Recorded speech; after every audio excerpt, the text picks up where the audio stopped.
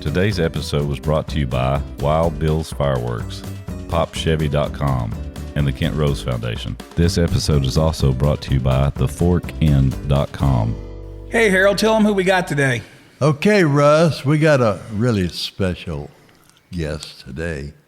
A gentleman that I've known for some time, and we spent a lot of time together in our younger days, first starting out in the business, and he has since gone on to become his own man and engineer and studio operator, and we're really, really proud to have him with us today. His name is Pat Holt. Yay, Pat. Way to go. Yeah, Pat. Hey, everybody. Hey, Harold. And Pat, hey, Russ. Hey, Pat. And I'm going to not take up any of your time and let you tell Wade and Russ and all the folks listening and watching to Behind the Shed podcast all about how we started in the beginning. That's a great story, Harold. I started working at Woodland Studio in 1975 when I'd just gotten out of the Air Force. And that was a great opening to my career as I knew it. I had no idea where it was going to go. But 76, I kind of, worked around. I had met a lot of people in the music business, and Woodland was over in East Nashville at that time. Right. And so I really wasn't really acquainted. Even though I grew up in Nashville, the studios on Music Row I wasn't quite acquainted with yet. So I kind of wandered over that way. Worked a little job here, worked a little job there, got acquainted with all the old studios back then, Quad and Masterphonics, and oh Lord, there were so many of them. LSI. There was 42 of them then. 40. There was.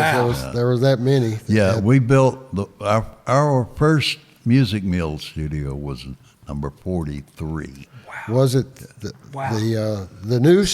Go ahead. The new building or the old building? The old building. The old building. The original one. Yeah.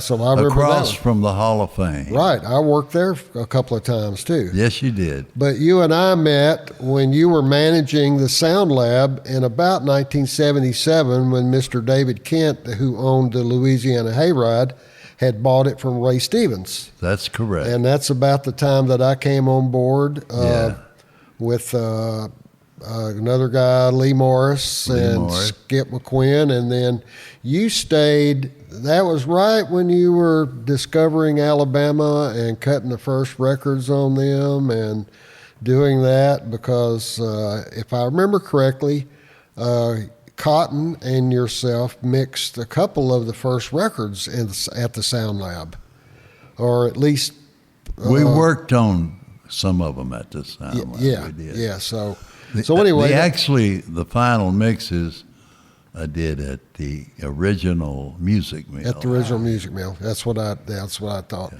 But anyway, so that's where we first met. But there was a lot of great stories from the Sound Lab. Yes.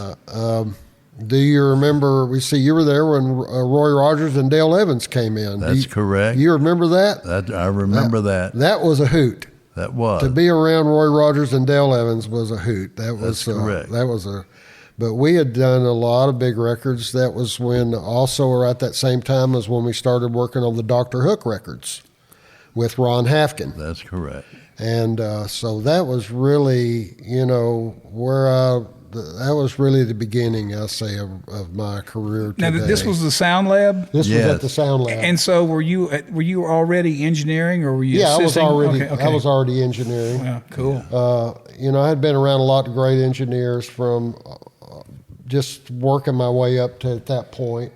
That I had been around in Nashville, the Gene Eichelbergers and Les Lads and Lou Bradley and all those guys like that. Just wonderful people,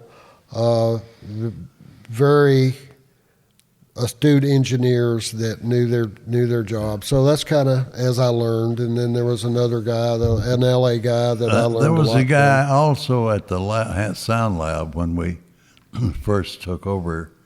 Charlie Oh, Charlie Talent. Charlie Talent. Oh my gosh! Charlie was Charlie's a very good engineer. Charlie's still alive. Is he? I think Charlie's probably somewhere in his 90s. Yeah, got to be. Yeah. And that was our first introduction to Chris Ledoux. That's correct. If you remember that I too. do Really? remember that. We did one of the first Chris Ledoux albums at the Sound Lab in the late 70s. Wow. So, oh yeah. And How about that? So Jim, it was- Jim Cotton So it was a big part of all that because Jim and myself. Yeah. And then Joe Scaife came in with us later. he came in at the first old mill. Yeah. So and then he came over there with us. Yeah. And started Actually, working. he and Butch Carr painted the building. Oh, did they? Maybe I remember that. There's a big story about that. Yeah. Oh, yeah. Well, you remember Joe and I went to high school together. No, I didn't know that. I didn't know if you remember that or not. Yeah, Joe and I went to high school together. So Okay. there was always that, you know. So you knew him back then. Oh, yeah. Well, no. Joe shot me in the head with a BB gun one day at the bus stop, and I beat his ass. It was accidental, I think. He was playing with it. It's a hand BB gun. You know, we were standing at the bus stop. He was a couple of years younger than I was. So That's funny. I just happened to be in the line of fire. Yeah, that's funny. But Joe and I did a lot of crazy stuff together. So, you know, he surely missed. Yeah. Yeah. So, but anyway, at the Sound Lab, you know, we were there until Mr. Kent sold it. Right. And you had already gone on to the bigger things with Alabama and Old Mill, and then you started the new music mill. And then I came after they sold the Sound Lab. I was still working around across the street at LSI. You remember LSI Studio? Yes. And then across the street again at Ray Stevens' new place. That's correct. And then up yeah. at Quad. Up at Quad. Yeah. Working, I was working up at the Gatlin Brothers studio up there on the hill, and Lord, you know, just getting around, learning. You know, I was still a young guy then, learning what I need to do to be a good engineer at that time, and but then you opened up the new music mill, and I came down there and started working for you at the new music mill. Had a great time there. Well, you helped us, as I recall, in the construction of the very first one. I did. Because at that time, while we were building that particular studio, they were building the Hall of Fame Motor Inn. Oh, yeah. So we would spend our time between working on the studio. It was just across the street. Right.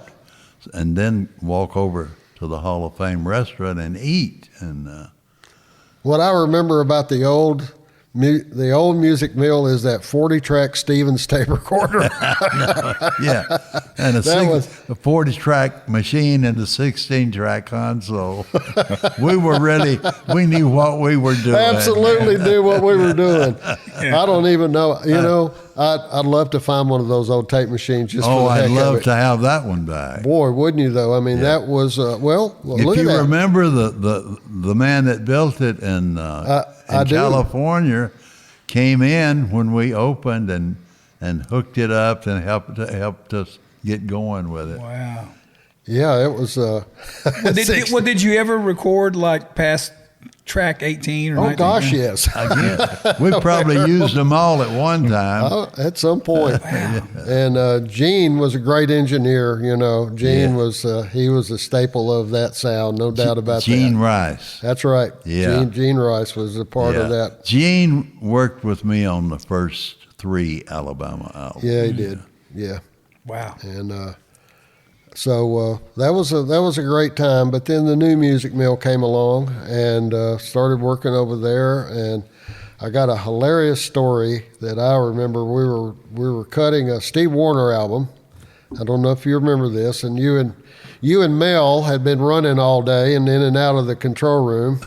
I guess Cotton was engineering. I was probably second engineer, and I think that Nora was producing, if I remember correctly.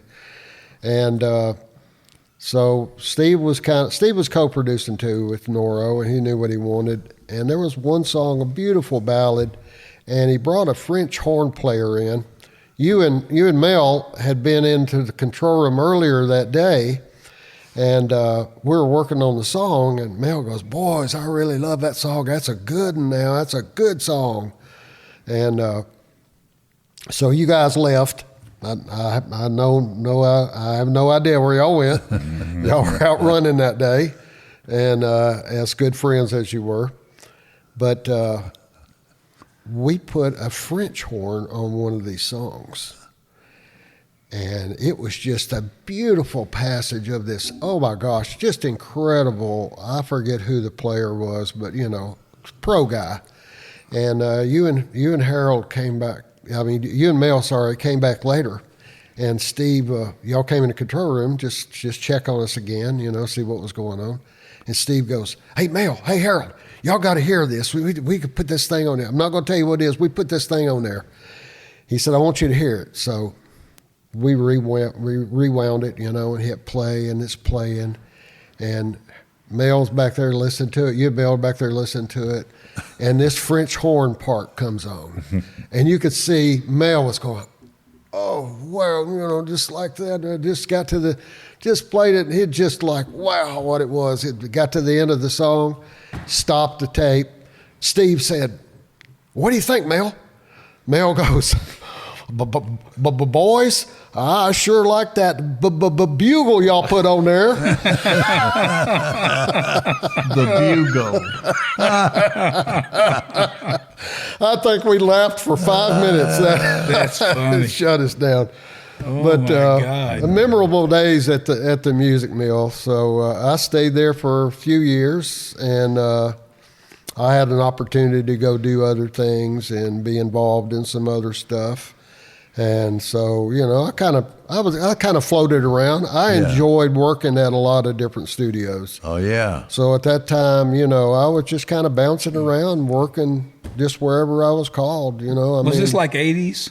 This probably? Is middle 80s, early middle 80s. Yeah. Probably. Yeah, I say. So I guess we opened up the new mill in what, 81? 82. 82. Okay. Yeah.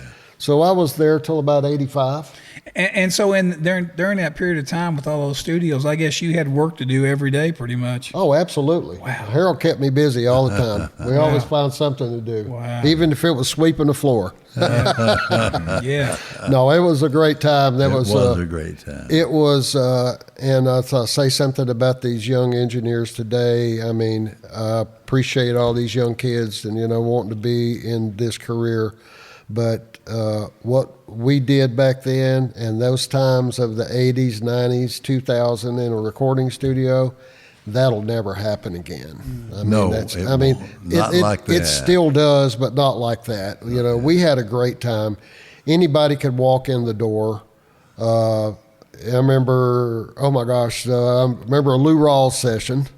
You remember Lou Rawls being there? Yes, that was a great session we did. The memorable ones for me, of course, Alabama were the great ones. Interesting enough, when you mentioned Roy and Dale at the Sound Lab, and this is ironic, but the last album they did at the Music Mill. Oh, did they really? So we kind of started and stopped with Roy. Yeah. I'll be dogged. I was there for that. I didn't know that. Yeah. Were you there when that was going on? Russ was there. One of my favorite stories of all time was I was a huge Roy Rogers fan as a kid. I mean, oh my God, Saturday morning TV. Oh. Yeah. And so they were there. Roy was there for probably 2 weeks, I'd say, Harold. I don't remember exactly. Yeah, it was about 2 weeks. And Dale came in for a few days or so and did some stuff and then left. Well, the last day they were going to be there, we'd all gotten to know him. We saw him every day. And his son, Dusty. Oh, yeah, Dusty. So anyway, so the last day they were there, been there for 2 weeks. Everybody had already gone home. They were through recording. He was sitting in the lobby waiting for the car to come pick up him and Dusty and take him back to the hotel. And we'd all said goodbye. I figured they'd already left. Well, I bopped down the stairs from my office. It was a Friday afternoon. Everybody was gone.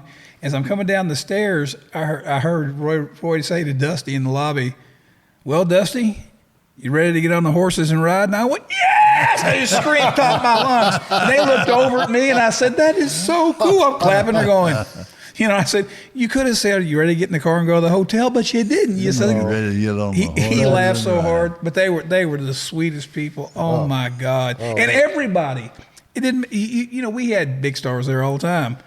When Roy Rogers was there, that was different. Buddy, ain't that the Everybody truth? from was town wanted to different. come over and see Roy Rogers. Yeah, I can imagine that. That was a thrill for me. Yeah. I mean, there was no doubt Me too. about that. Me too. And yeah, just everyday ordinary people. Yeah, we but- made a yeah. lot of records with another cowboy too, Chris Ledoux. Yeah, Made all of his records, I guess, at Yeah. the music. See, but that was before me at the mill. He wasn't there when I was there. Really? Yeah, I never met him, but I was a big fan. Yeah. He was a true cowboy too. He was a Yes, real he cowboy. was.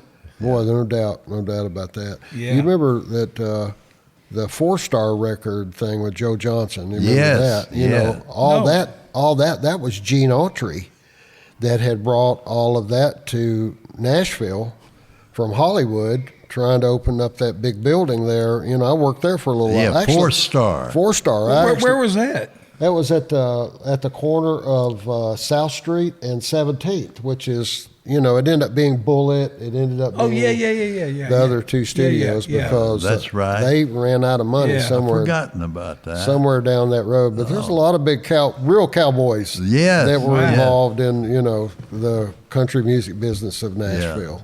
Dennis Weaver, I remember him coming in. Yeah, that was McLeod. McLeod, yeah. that's right. Fester. That's exactly Fester. right. No, he wasn't. No. I can't remember on Rawhide. Oh yeah, No, he was on Gunsmoke. Gunsmoke. Yeah. I get him confused. yeah, he Festus. No, that was Ken Curtis. Oh, that's right, Ken Curtis. Okay. I don't remember. Gosh, I don't Oh, remember. Mr. Dillon. What was his name? Dennis Weaver was, boy. It'll come back. I bet I can It'll guess come it. back before the show's over.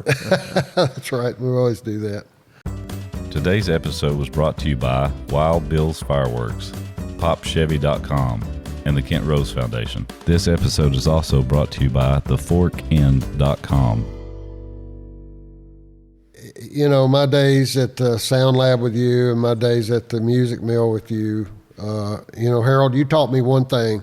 You know, what you taught me and what I learned later on, of course, you know, try to be a great engineer and then move on and become a good producer. You know, I can't say I'm a great producer like you, but I think I'm a good one. But you know, one thing that always stuck in my mind about songs was, hey, there are good songs and then there are great songs. Yeah. And I learned a great song from you, and that was one thing that always stuck in my brain. That how to know what a good song, how to great song, the difference between the two. Yeah. So Yeah, it was a good time. I mean, I learned a lot, and I was, you know, young kid at that time. Yeah. And now I'm not going to say how old I am. You were young. You were a real youngster. Yeah. When we were at I was in my the 20s. Sound Lab. Wow. Yep. Doing the hayride stuff. Yeah. Wow. Yeah, Lee Morris, you know, I guess after you left, Lee Morris became the manager of the studio at that time. And then crazy Skip McQuinn was there with us. Yeah. And Skip was always having he had a little barbecue pit on the back porch. And I guess the back porch leaked air up to the thing. You walk into the front door of the Sound Lab and it smelled like a barbecue place. Yeah. But he's always cooking something. But you know, like I was saying, Now, was he part of the band in the beginning? yeah, I think so.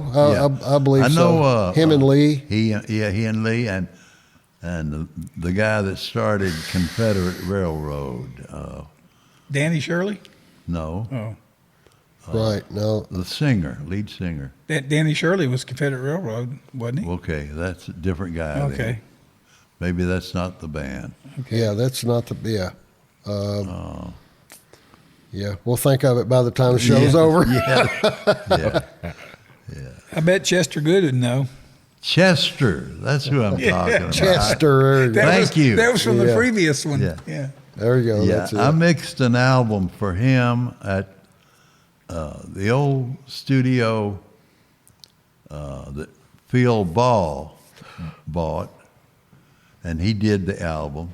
No, sorry, Alan Cash did the album, and I mixed a song with Chester. Oh my gosh. Yeah. Alden Cash. I hadn't heard that name in a By long the time. Murder Market over there. Yeah. What was that? Omni? It became Omni later. Okay.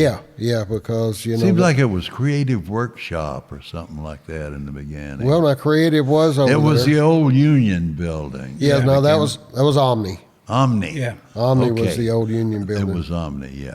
Just Yeah. tore it down a year or so ago, year and a half Did it? ago. Yeah. Couple of Yeah, years ago. Phil Ball owned that one time. Yeah.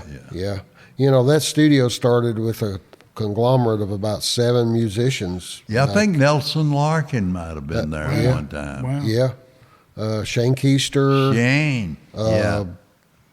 Oh, my gosh, my brain, you know, I'm trying What to a remember. talent Shane Keister Yeah, is.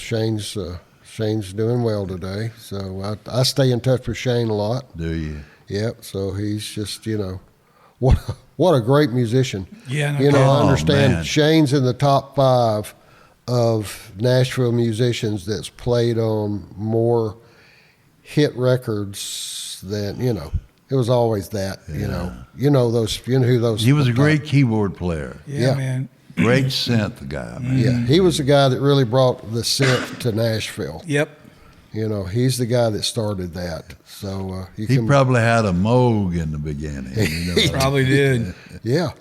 You know, I believe that he still has it. He might have. I think we talked about, Shane and I talked about that at one point. So, but no, there were some great times there that we had.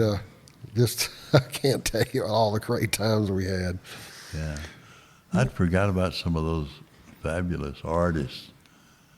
We had a lot of people there that were already stars, you know, Yeah. that came to work. Yeah, man. You know, of course, you know, you can't even talk about the list of all the great people. Now, that was you- Lou Bradley there when you were there? Lou was there with us. Lou came to work with us. He Yeah. was at CBS for all those years. Yeah. And He was then, a great guy, too, Lou was. And then Eric Prestige came in. Eric, you know, right. he was there. And Forgot about that. Yeah, Eric. Eric Prestige, yeah, he was. Did all the Jim Ed Norman stuff. I just, Jim Ed came to see me the other day. So Is he doing okay? he's doing great. So we may be doing a little work together. I don't know. Oh, that's cool. He's talking about doing something. So And is he still working with Curb, or did he leave? no, he left. I didn't he know. left Curb a while back. I didn't know. Yeah, so Yeah. I really don't even know who's over there today. Yeah. But you know, that was back in our day. All that Yeah, time. man. Yeah, he's a brilliant guy. Yeah, he is. Yes. Jim Ed is a brilliant guy. So Yeah, he was out on the road with the Eagles, right? Conducting and everything when they did the yeah, big he tour arranged the thing. strings on a lot Yeah. of those records. I knew that, but I mean, he was out on the road with them too, though. I think doing it. Yeah, but I mean, you look at his career and go, wow. Yeah. You know. Did a lot of good Anne Murray records. Yeah. Yeah. That's right. That was I worked on an Anne Murray record at the at the Music Mill with Eric. So I guess I was Yeah, there. Eric did all of his engineering, I guess. Yep. Yeah. So they brought that Anne Murray record over there to mix at the Music Mill. Yeah. I remember we did that, and Lord, there's so many of them, man. That time at the new Music Mill was, I mean, that set the standard. Russ and I were talking about that here a few weeks ago about just how the Music Mill became the standard of modern country music during Yeah. that time, and all of the hits that were coming out of Well, there. did you have before I got there? Y'all had the first 32 Mitsubishis, right? Yeah. In Yeah, town, that's yeah, right. yeah. Yeah. Well, you know, we had And because we had a 32-track Trident TSM, yeah. and we had the first 32-track machines. Yeah. I cut the first tracking session in the big room at the Music Mill. I don't know if you remember that or not. Oh man. So it was more of How a cool is that? test than it was anything else, you know. But gosh, I can't remember who all played on it, and I can't remember who the producer. I think it was somebody that I brought in. Said, hey, you know, we're just let's, you know, and they we'll come over there and cut some tracks. Yeah. So that old TSM did good for a while. Oh, it was great. Yeah, that was a good sounding console. And then, technology gets ahead of itself. I remember, we started out with a Studer A80. Yeah. And then the 800s came out, and they were so much faster. There was another funny story. I got to tell this one. And I said, Harold, I guess I went to AES show and saw this new Studer 800. It was like, man, twice as fast as an 80, and it was just all technically advanced. The ultimate. Yeah. And I told Harold, I said, Harold, you got to get one of these machines. They're so fast. It rewind from 3 or 4 minutes back to 0 in just a few seconds. And Harold looks at me and goes, oh no, we like that long rewind time. That's studio time. That's studio money, buddy. That's funny. Yeah. Oh my God, that's funny. Yeah. Yep. I remember that one. That was a funny. Yeah. Burn that clock. That's right. Burn that clock. Exactly right. Yeah. Everybody says, man, you need to write a book. And I'm like, I wish that I would have kept a journal of all of the sessions that I had got to record over my career for 50 years. Yeah, And man. I look back at 50 years and go, where did that go? Yeah. No kidding. And, Where did it go? And here and now, so Wow. not working much these days. Trying not to, just kind of. Now, do you have your own studio now? I still have a studio, yeah, but I got a bunch of young kids running it. I said, hey, y'all have it. Y'all just pay me the money.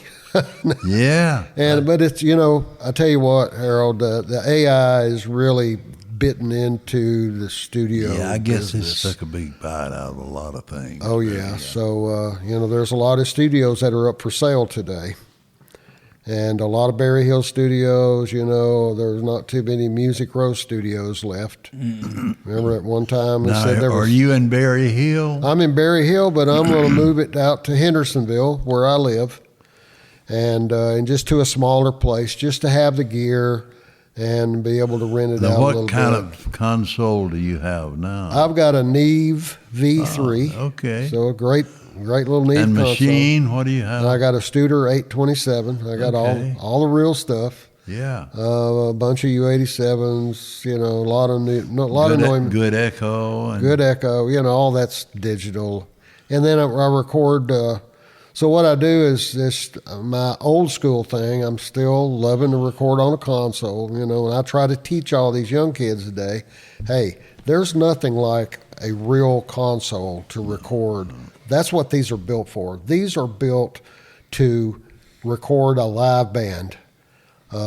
In some instances with a lot of pop records, it's all computer, Yeah. just generated stuff like that. Oh, yeah. But still, there's a lot of music going on in Nashville today. Still, all the big artists are still cutting. well, they real still need a tracks. little soul and That's right. that kind of So feel. I put my tape machine into input, and I pass my signal out of the console through the tape machine before it gets to Pro Tools okay. to give it that little bit of analog sound. Yeah, and that's it's, great. it kind of takes all that digital ugly out of it, as I call it. Yeah. So it's fun, Like I said, I don't get to do it much anymore. I just try to let all the new guys, pass it on. So, Russ, where did you meet Pat? Well, I had met him years ago one time, but I didn't really remember it. We reconnected with a friend of mine who had brought a console over, and he was going to do a deal with Pat in the studio. And I tried at TSM. an old TSM. An old though. tried at TSM, You remember how wasn't it? funky they get when they get old? That's Yeah. the cards and everything. Yeah. And they had It was trouble. a shame, too. And they had trouble with it, so they ended up not working together, and the console was sitting over there. And this guy called me, because he doesn't live here, and said, can you help me get my console over out of Pat's Holt studio? I said, sure. He said, I'm not there. I need to find a storage place and put it in. And we hooked up, and after I met him, I rented a space for him. I was over there for 5 or 6 months just in his building. It was just fun. It was like a studio again. It was like, trying to, music mill or whatever, Yeah. Same Yeah. kind of thing. Russ was hanging out with us over there, having a right. good time. He was back into the studio business. I may end up Yeah. out in Hendersonville again. I don't know from what he tells me. I told him, come on. I want to. I'm trying to put together a little situation where I can have a live venue. I think that's where it is today. As live music is today. The AI is cutting into is really. There's the demo business is dead as far as studios go. It all started with the garage band, I guess, and then there are the other plug-ins that you can just create any kind of electronic music. But the AI is absolutely mind-boggling of what happens with AI today and how you can just. I had one of my writer guys that I've been trying to help a little bit. He showed me what he played on his piano, plugged it into AI. He had his lyrics written. Excuse me, that's my country coming out. Yeah. He had his lyrics written, and plugged the piano into AI. I forget which one he was using. Typed in his lyrics, and hit go, and in about 3 to 4 minutes, it spit out a track that you would have to hire all the AAA guys and the best singer in the world to come back and create what it created. Yeah. It was like, wow. I mean, I was moved by it. Yeah, I guess so. Yeah. So now you look at it, how do you do that professionally, and you have to say, okay, I've got to use this to my advantage. Yeah, you now. got to utilize all that. Absolutely. And now I know that there is a way to do that. Yeah, there is. So because a lot of people are not musically creative enough. They have the idea. It's here to stay, so you better. Yeah. Oh, you daggone better right. figure out what to do Yeah, with it. we had John Willis in here this morning, did this Oh, with us did this you? morning. And that's a point he hit on. He said the demo business is, just like you said, completely gone.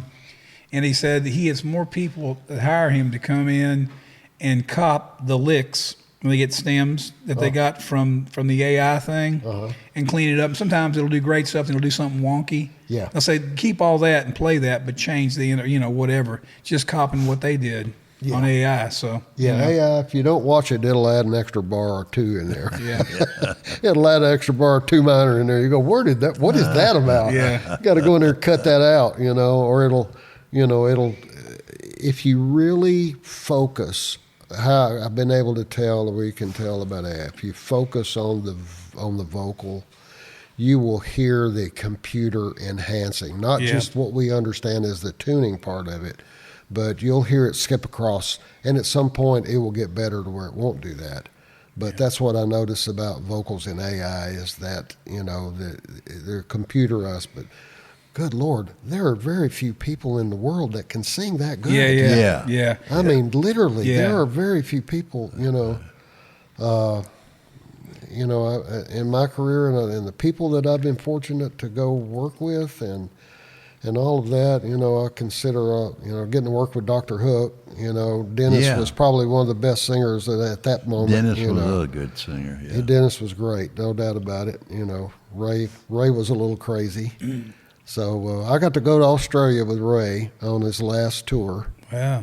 He went out as doing Dr. Hook featuring Ray Sawyer. Wow. And, He did. Yeah. So this has been. Well, visually, he was Dr. He Hook. was. Yeah. He was. Yeah. I remember Hafkin talking about one day at Muscle Shoals, because, we cut a lot of that stuff in Muscle Shoals, but we cut a couple of big records at the Sound Lab of Dr. Hook back in that day. And but most of the stuff, he had cut, and we'd cut and went down to Muscle Shoals, because he just loved those guys, and you know how those guys are. But Dennis was like, he was very easy to work with in the studio. He was just like, but it's just what a smooth singer. And and there were just very few people, a lot of great singers that had the opportunity to work with that made my job so much easier, made our job so much easier. Yeah, and they were huge. Boy, Dr. Hook in the 70s and up through the 80s, golly. Well, Nashville hated us because here we are in the 70s working, and we've got one of the biggest pop rock groups working at the Sound Lab with us. And everybody's like, how the heck did you guys get those guys in there? There's some big studios. Yeah. The Sound Lab was the Sound Lab really was a very modern studio because Ray Stevens had went to L.A. and looked at all of the studios, and that's where he got the idea because, it's just because it was just one big open room. Yeah. Big tall ceilings. And it was more LA based. That old Flickinger console. Oh, do you remember that? That was Yeah, a Flickinger console in there. Did it have the big patch bay, the clunk, clunk, push buttons? Yeah, it was electronic. Yeah. Dan Flickinger was way ahead of his time. And all that old gear, man. You can't beat that stuff. Yeah. There was a few of them in town. But, Wow. That's about the time harmonizers came along, and we used a harmonizer a lot back then. Yep. You could trick things, and you could help when the singer hit a flat or a sharp note. You could trick it and make it sound like it was in tune. Yep. And those kinds of things.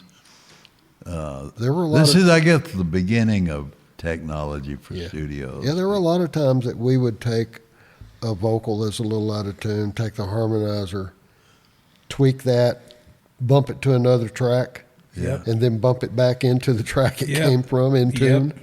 So I think a lot of echo behind it. a lot of echo.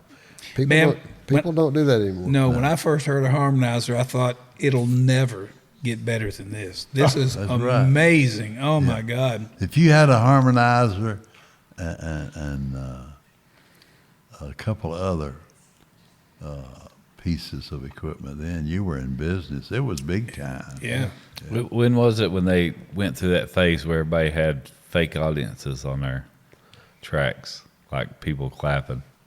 Like there was a year period there where everybody used artificial audiences on the track to make it sound live. Yeah, I did that one. Don Kirshner's rock concert. Oh, I just read a big thing about that. When you went to go play the rock concert or in concert those shows on TV, because Tony Hazelton, LaRue did it a bunch.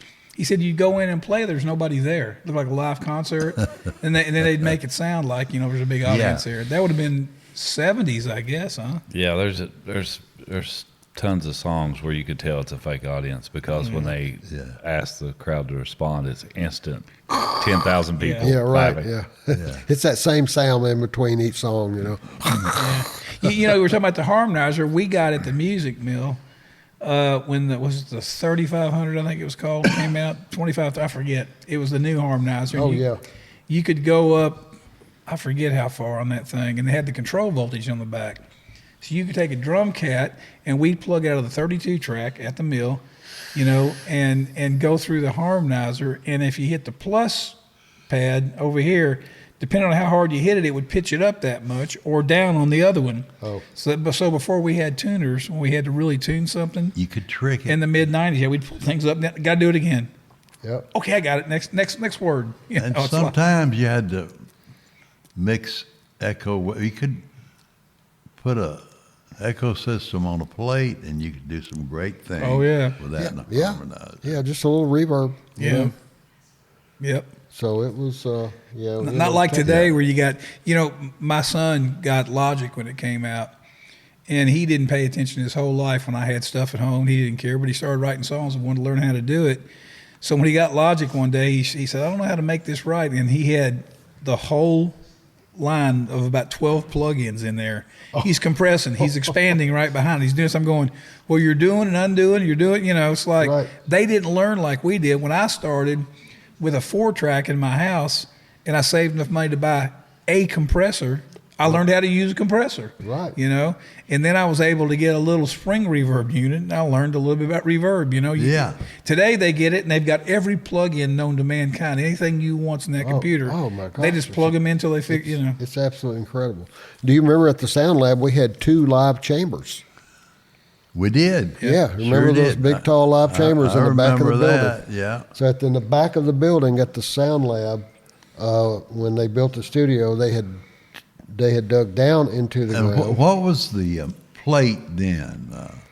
The It seemed like it was like a 156 or I forget what those old maybe it was an plates were. Ampex. I don't know. But we had, the two live echo chambers. Remember, Yeah. they're two big plaster rooms That's Yeah. right. in the very back as you were going out the back hallway on the right, and the little open doors. The sound lab was well equipped. Yeah. Yeah. I mean, that was a state of the art in 1970. I think Ray built that in 75 Yeah. or 74. What year did you come to Nashville? 71. 71. Wow. Okay. But I forget what year Ray built that studio, but like I said, he had went to L.A. In the mid 70s. Yeah, and but that was the big deal. Actually, about the time we were building the first mill. Was it? Wow. Early, maybe 72 or so. Wow. Yeah. Yeah. Wow. That was. Yeah, man. But those old echo chambers were absolutely phenomenal. Those were because cool, they yeah. were about, I guess in length, they were probably 30 to 40 feet. They're running vertically up and down, and at the very bottom was an old 604 speaker. Yeah. And then about halfway up there was a U87, and then all the way at the top was a U87. I think, if I'm not mistaken, I counted U87s when we had the Sound Lab. I think we had 24 U87s. Are you at the kidding Sound me? I'm I'm not, thinking you're man. hanging a U87 I cut drum tracks on the floor using nothing but Neumann U87s. I had a bass drum and the snare drum, the hi, everywhere. Wow. That was the sound, but it had chains. Just think about how mechanical it was like that. But it had little chains or rope, and it was hanging in a holder where you could lower it to make the reverb shorter, or raise it to make the reverb longer up at the other end. Wow. And the walls had curves in them, so you could move that microphone around to get that just different sound that you wanted. Really unique. Wow. For the middle 70s. Yeah. No doubt about that. The only one I ever knew was the one at Fame when I was in the Muscle Shoals, and you couldn't do much with it. It just kind of was what it was. It was just a reverb. But it was a cool room. It sounded cool. Yeah, those, technology's come a long way. It has. And, there's still a lot of studios around, but they're slowly. But it was kind of fun when you could improvise, and take advantage of things that you had never thought about doing before. Yeah. Something else you taught me, Harold, was there's nothing like a real rhythm section to play a record, to cut a record. At least drums, bass, keyboard, guitar of some sort. Yes. Just to get a feel. There's emotion there. There's human. You need that. It's camaraderie. Everybody's playing off of each other, And then today's music, not knocking anybody down, but all the drum machine and the bass and this and all that. Yeah, they're really creating something, even though you or I or Russ or Wade might know, but they're taking it because they don't know it and have never heard it, and they create it, and it becomes something else, Yeah. Yep. It's I still love cutting tracks though when I can. I do too. It's when I'm able to be around it. I'd still love to mix some records. I always love that part of it. I know one interesting little tidbit, and then I won't take up any more of your time. But when we did "Feel So Right," we didn't have anything except the harmonizer, and we did have plates. We didn't have EMT 250s or anything like that. EMT 251. That's what it was. Was it 51? Yeah, 251. Okay. And but I wanted a certain sound on the rim shot of the second verse, and so fortunately I had kept, when I sold a radio station, I had kept an old Ampex 601 which was a portable tape recorder that really looked like a piece of Samsonite luggage. It had a lid. You open the lid, there's 2 7-inch reels, and play, record, and pause, and that was it, all on the switches. And I learned this reading about Les Paul, how he started and got all those sounds when he was, recording his wife, Ruby Ford, and Mary Ford, sorry. Yeah. And how he got all of those different guitar sounds, and he did all of that. We called it slouch back then, And the way we got that sound, it would hit the rim shot, and then it would go. It would just explode, not up or down, but out, kind of thing. And you did that by taking a 601 and record in the playback position and control the amount with the volume level that was on there. And but I miss stuff like that where you could do things and people would say, how'd you do that? Kind of stuff. I can't give that secret away. Yeah. And you had to dig for it. You had to dig for it. Yeah. Oh, we took our time. You didn't have and couldn't afford some of the other things, but you could create your own thing, and it became a great thing then. I think when you had to ask for a hand, I got these moves to make. I need you to do this and this over here at that time, and before automation. Before automation, we were all arms in. And 2 engineers can do that. They can do it. Yep. Jim and Joe could do that. Pat and Jim, or Pat and Joe could do that. We did a lot of that, before automation came along. Yeah, man. That's fun stuff. But my days at the Music Mill were,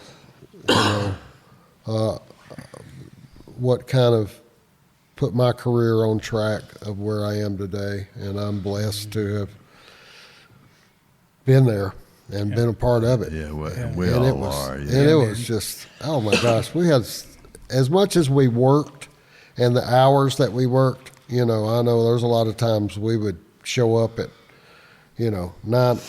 9 o'clock in the morning for a 10 o'clock session, and we wouldn't leave the studio until 2 or 3 o'clock in the morning. Right. And come right back at the next day. Right back the next day for a year.